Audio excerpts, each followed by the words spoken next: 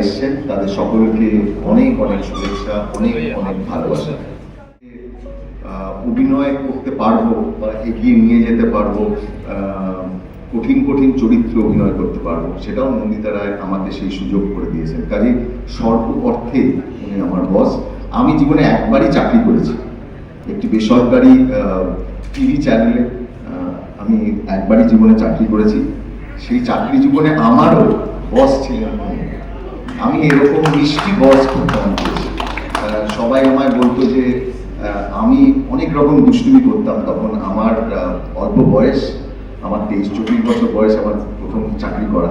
কাজে সেই বয়সে যখন চাকরি করেছি তখন আমি উদ্দাম, আমার মনে হচ্ছে আমি এটা করে ফেলবো, ওটা করে ফেলবো, অনেক অনেক কিছুই করতাম আর কি সেই বয়সে আর কি।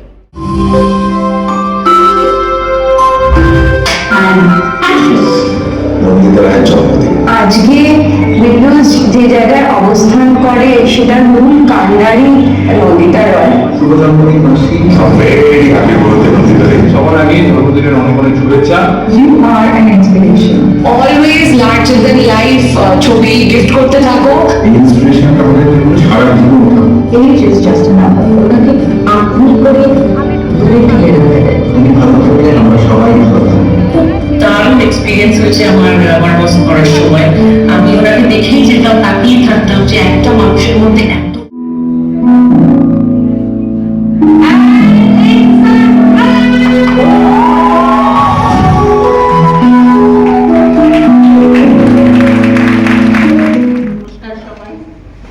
আসার জন্য অনেক অনেক ধন্যবাদ। আজকে একটা স্পেশাল দিন, কারণ আমার বসের টিজার লঞ্চ হচ্ছে।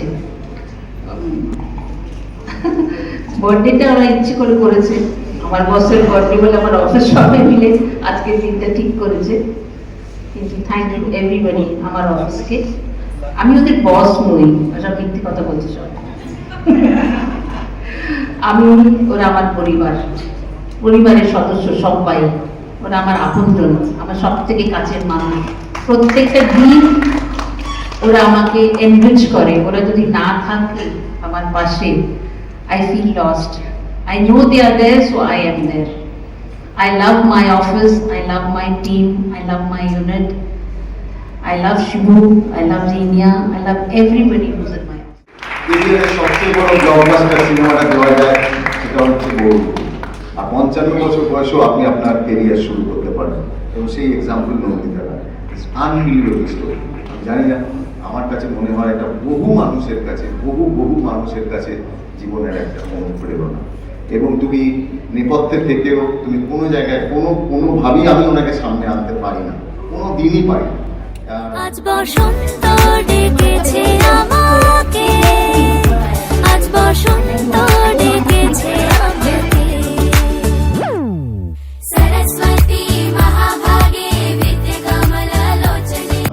গোস্বামী এন্ড সন্স কোম্পানির সিইও। আমি যদি বলি আমার মায়ের শরীর খারাপের জন্য আমি এই অফিসের কারো বাইরে দিতে পারবো, কি হবে? আমি আমার ছেলে অফিসে একজন এমপ্লয়ের কাছ থেকে শুধু কাজ বুঝবি, তার মনটা বুঝবি না।